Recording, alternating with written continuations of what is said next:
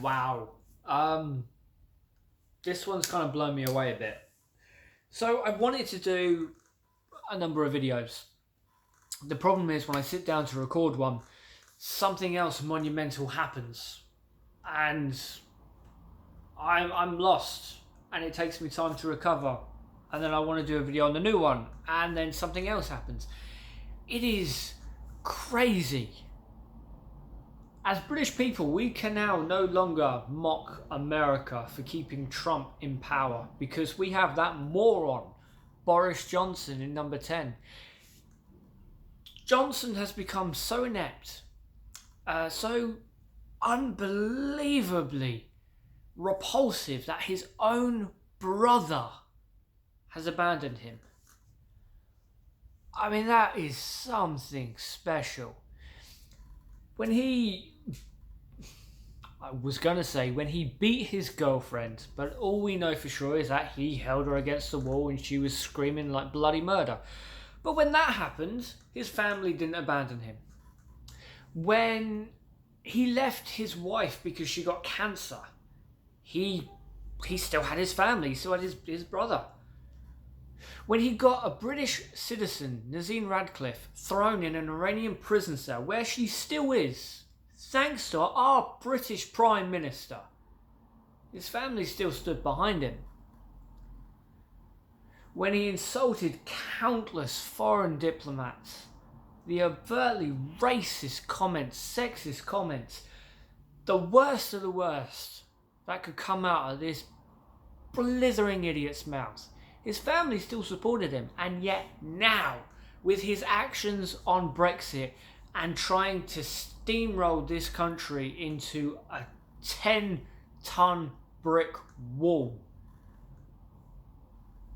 this is when his family leaves him. And this is something that people should take into account. Before the summer, he came out with things like he would never prorogue Parliament because it's an archaic thing to do. It's not suited in this time, and so did every other cabinet member. They all came out with the same BS that they clearly didn't believe. They were just saying to make themselves sound good, like typical Conservative politicians.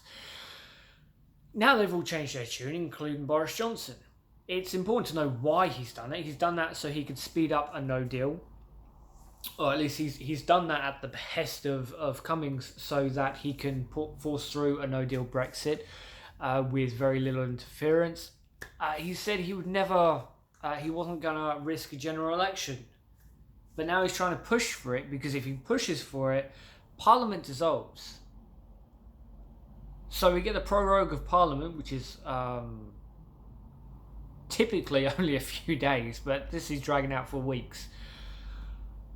But dissolving Parliament for a general election would mean that we have no members of Parliament at all.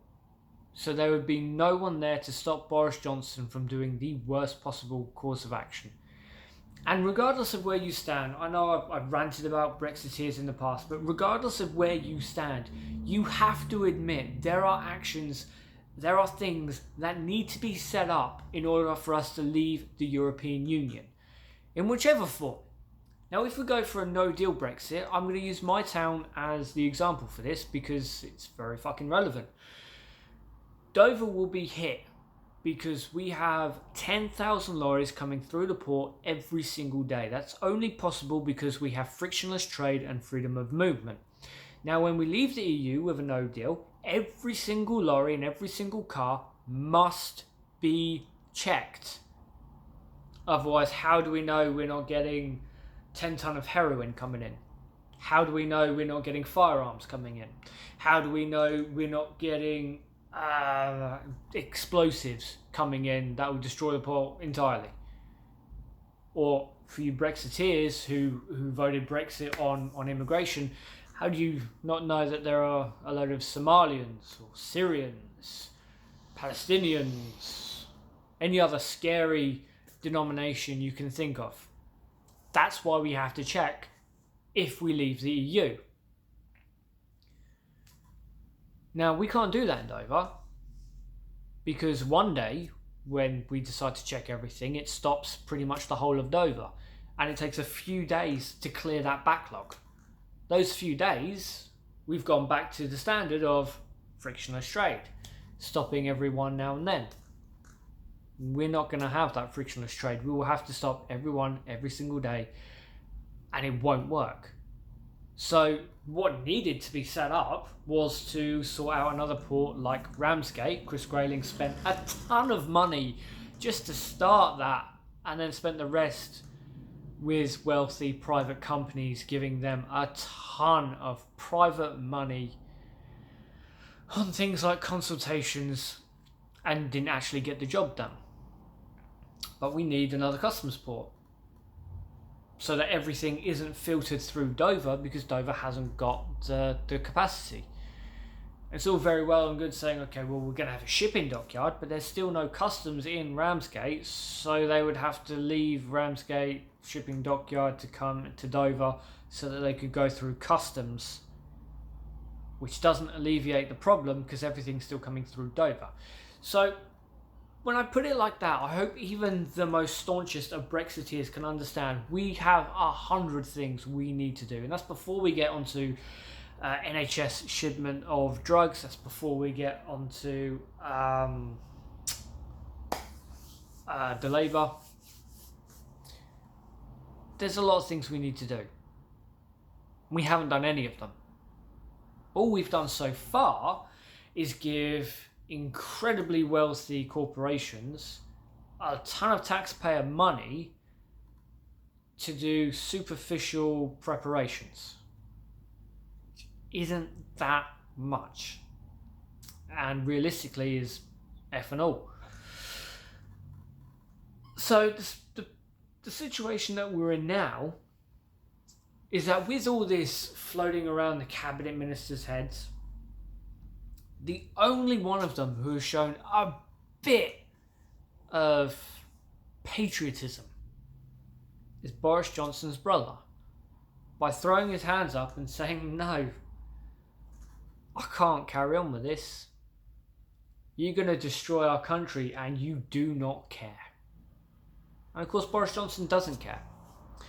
Now I'm all for a general election, because even if this was Corbyn with a caretaker government, I would not be happy with that.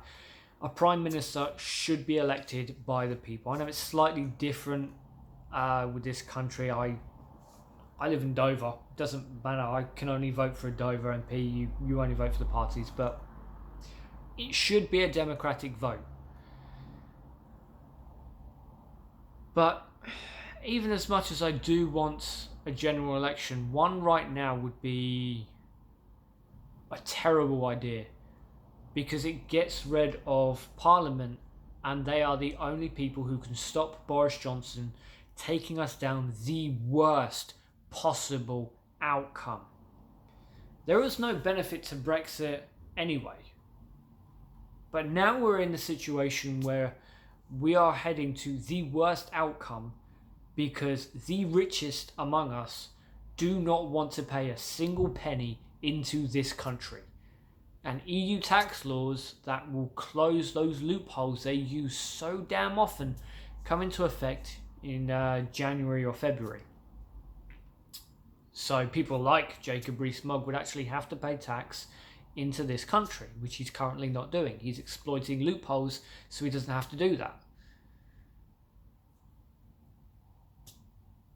But of course this ties into the misunderstanding of what European Court of Justice and European Union actually does. And they've managed to trick people into thinking that a no-deal Brexit is a great thing. Yay! It's not. It's not at all. We are going to suffer in every conceivable way. The only people who won't are the wealthiest. And unfortunately, that's a minority in this country.